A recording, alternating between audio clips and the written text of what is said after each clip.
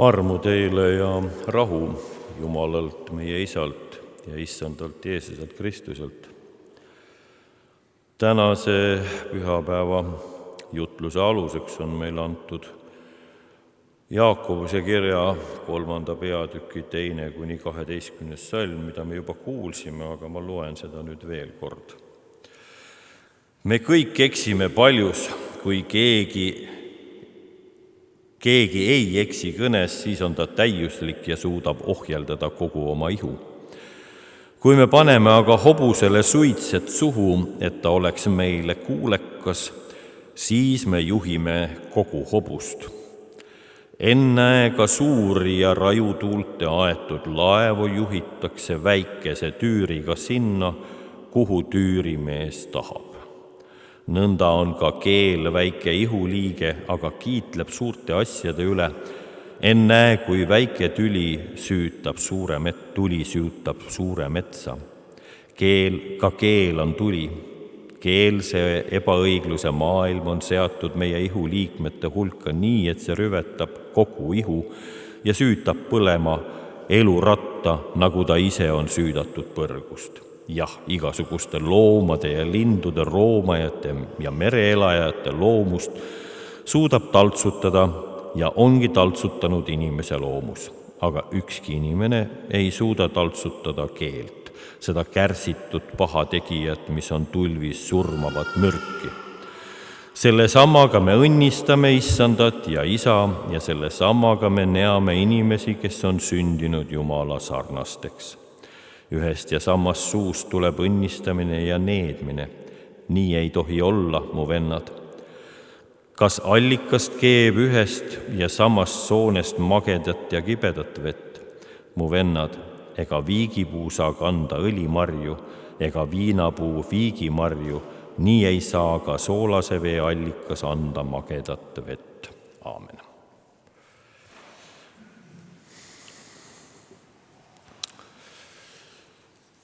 Ma tahaks täna sissejuhatuseks lugeda ühe Uku Maasingu luuletuse, mille ta on mai alguses 34. aastal kirjutanud, kevade luuletus. Kõik tänavad lõhnavad nagu muinasjutud, mida väikese poisina lugesin, siis kui öö vahtis tuhmunud akendest sisse. Aga mu rahu on nende keskel nagu kaugusse veerev vanker ja kui ma oma südame ära kaotaks, vaevalt annaks ta tagasi õitsvat puud. Kuum on, Jumal, su hingeõhk täna õhtul, aga mina olen külmem kui jää. Paksem sellest, mis katab leinavat kuud, kes ikka ära pöörab oma näo. Ja su puud raiskavad asjata oma elu mu teede kõrval. Ma ei julge oma südant panna nendele laulma, sest võib-olla ta ei tule kunagi tagasi. Võib-olla ta õieks saab ja marjaks, mis suvel kukub rohtu, kust teda minagi enam üles ei leia. Ja kuigi kõik tänavad lõhnavad, lähen kinni silmi ja tüdinult. Ikka seda tolmust teed ja hoian hoolega oma arga, kui arga südant.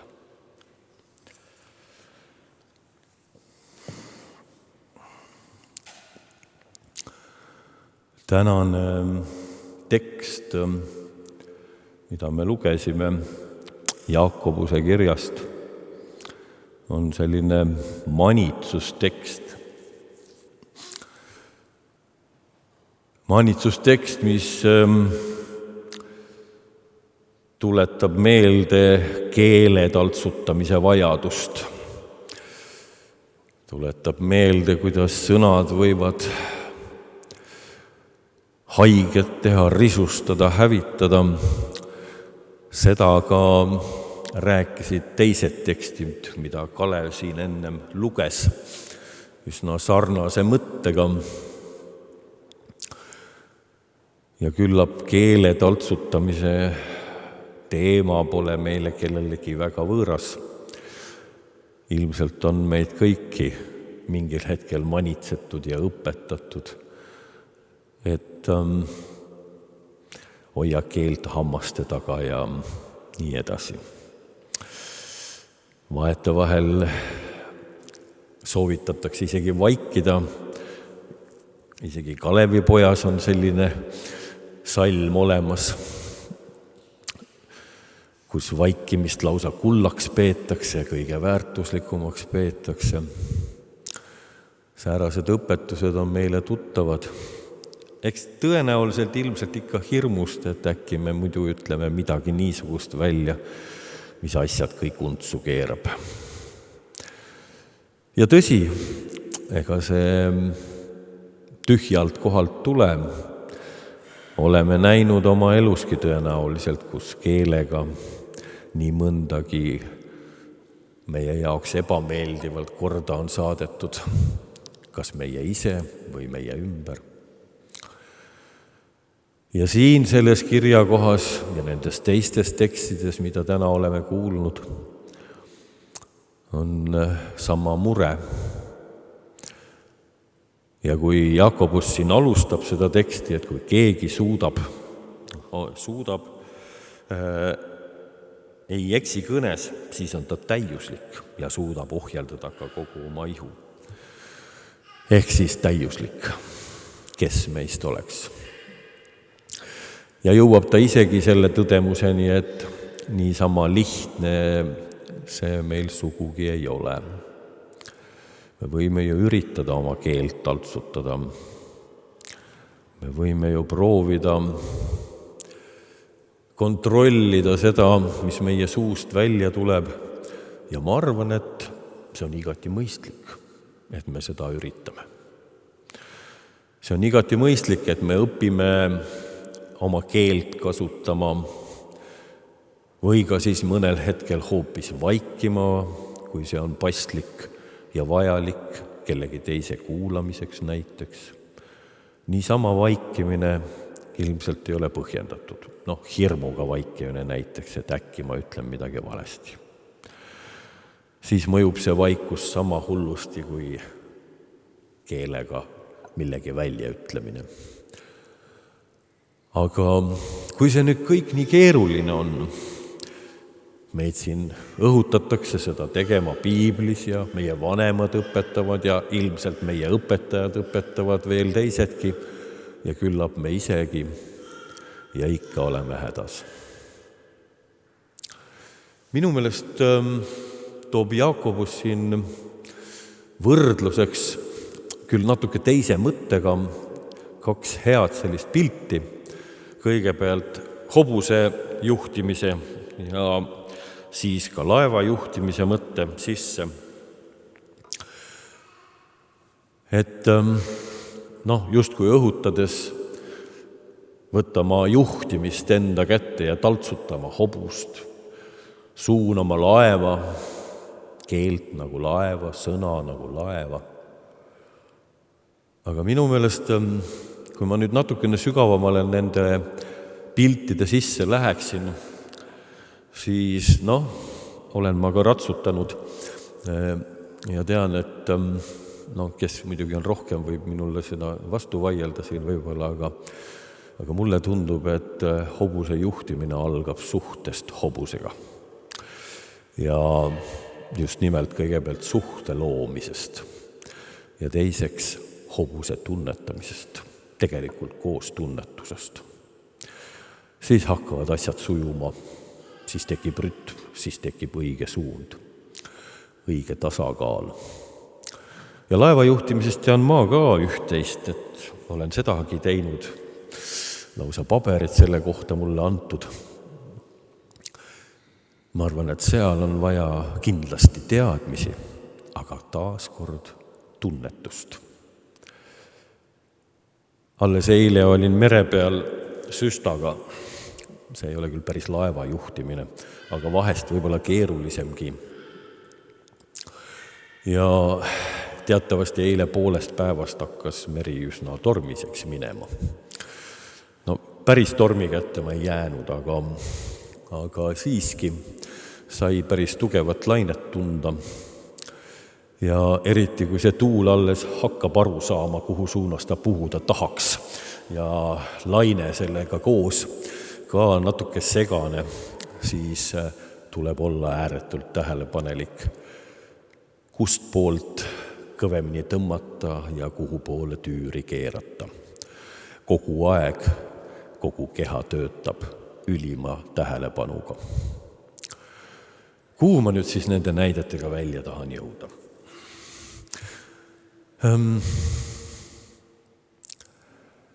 Ehk siis mulle tundub, et sellest, et me oma keelt kontrollime ja oleme ülimalt täpsed sõnastustes ja võib-olla artikuleerime ka hästi, nii et kõik sõnad välja joonistuksid. Ehk siis keele taltsutamisest ja kontrollimisest tundub mulle päriselt ei piisa. Vaid oluline on mõista pisut enamat. Vaadata ka sõnade taha, nii nagu hobuse taltsutamises, olla tunnetuses kohal või laeva juhtimises.